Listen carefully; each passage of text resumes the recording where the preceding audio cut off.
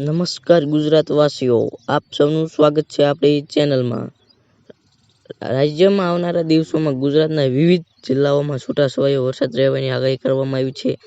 ગુજરાતમાં આગામી કેટલાક દિવસો દરમિયાન હવામાનમાં ફેરફાર જોવા મળી શકે છે.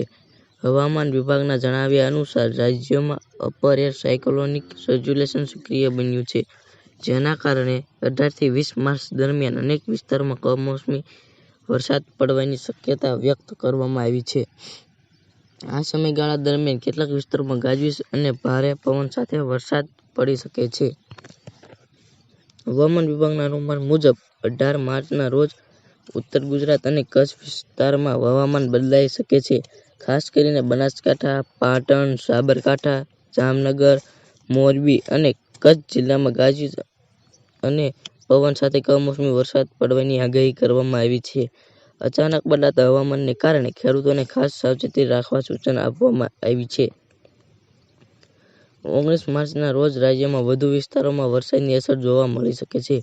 બનાસકાંઠા, પાટણ, પંચમહાલ, ભરૂચ, સુરત, ડાંગ, તાપી, નવસારી, વલસાડ, દમણ અને દાદરા નગર હવેલી સહિત દક્ષિણ ગુજરાતના વિસ્તારોમાં ગાજવીજ સાથે વરસાદ પડી શકે છે. ઉપરાંત સૌરાષ્ટ્રના સુરેન્દ્રનગર, રાજકોટ, જામનગર, પોરબંદર, જૂનાગઢ, અમરેલી, ભાવનગર, મોરબી, દ્વારકા, ગીર સોમનાથ અને બોટાદ જિલ્લામાં પણ ભારે વરસાદ પડી શકે છે અને પવન અને વીજળી સાથે કમોસમી વરસાદની શક્યતા વ્યક્ત કરવામાં આવી છે.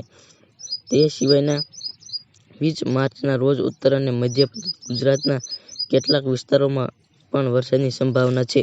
બનાસકાંઠા, સાબરકાંઠા, અરવલ્લી, દાહોદ, મહીસાગર અને કચ્છ જિલ્લામાં છૂટાછવાયા સ્થળોએ કમોસમી વરસાદ પડી શકે છે. હવામાન વિભાગે જણાવ્યું છે કે આ દરમિયાન પવનની ઝડપ પણ વધી શકે છે.